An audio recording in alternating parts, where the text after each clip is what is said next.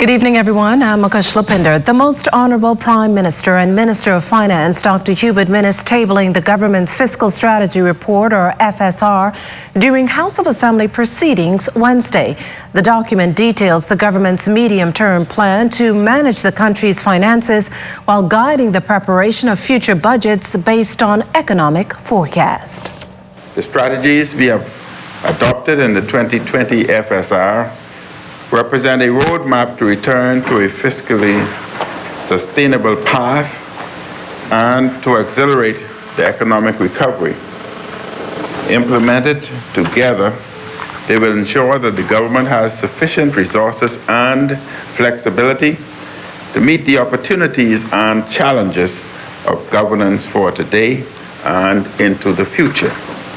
And they will also foster a stable and dynamic macroeconomic environment that can stimulate growth.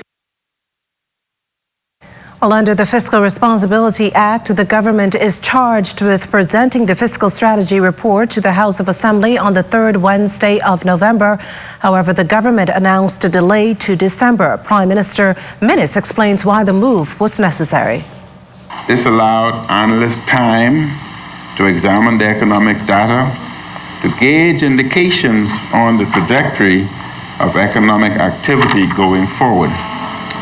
The importance of this fiscal strategy to our economic development cannot be overstated, for strong, structured, and disciplined fiscal management underpins our economic viability. Given the unprecedented times, it was the right thing to do, to take extra diligence in crafting the strategies for the next few years. All over in the upper chamber, we heard more about the government's plan to put the country back on a financially sustainable path, and this given every indication the economy will not return to pre-crisis levels until 2022, giving us a better idea of where things stand and how the government proposes to achieve a means to the end. We turn now to this report from Desmond Saunders. COVID-19 still bearing down on the government's finances, so much so that State Minister of Finance, Senator the Honorable Kwesi Thompson, says the government is again invoking the Exceptional Circumstances Clause 13 of the Fiscal Responsibility Act. This allows for the forecasted deviation from the 2019 Fiscal Adjustment Plan.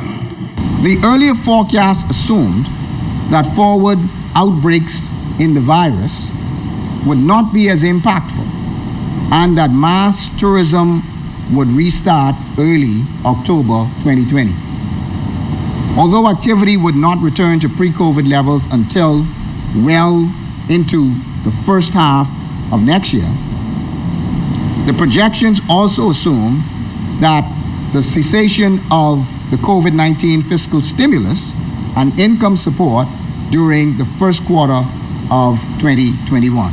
Thompson, who was at the time tabling the Fiscal Strategy Report in the upper chamber on Wednesday, says to help counter revenue losses, the government intends to implement the gaming tax on winnings starting January 1st, 2021. Over the medium-term fiscal horizon, the plan is to reduce recurrent spending from peak Hurricane Dorian and COVID levels of 22.4% of GDP in 2020-21 to a targeted ceiling of 19% by 2024-2025, and to achieve a reduction in capital expenditure from 3.8% of GDP in 2020 to 2021 to a steady 2% rate in the final 3 years. Government revenue is projected to recover to 17.5% of GDP in the forward years. The expectations for gradual firming of government revenue to 19.5% in 2022-23 and to 20.5% in 2024-25. The State Minister of Finance expressed confidence that as the new year approaches, the beginning of the end of this pandemic is within reach, and that despite its vulnerable position, the Bahamas will land on its feet. He pointed to the global vaccine distribution, pent-up demand from international travelers to return to the Bahamas, and the government's proactive and forward-looking management of the COVID-19 response. The Senate has adjourned to Monday, December 21st, 2020. Desmond Saunders, ZNS Network News.